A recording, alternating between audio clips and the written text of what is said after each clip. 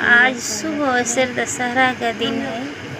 आप सभी लोगों को मेरा नमस्कार हो। मैं हूँ रितु चौहान। आप लोग के बीच एक छोटी सी देवी गीत है।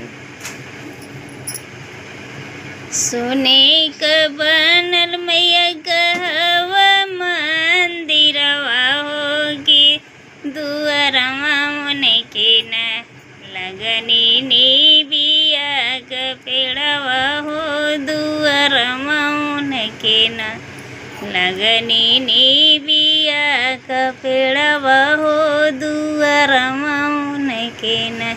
सेवक लोग जान मैया कई कर दर्शनवा हो, कि निबिया तरवाना सेवक बैठी हो छहान हो, कि निबिया दरवाना सेवक बैठी हो छहान हो, कि निबिया दरवाना।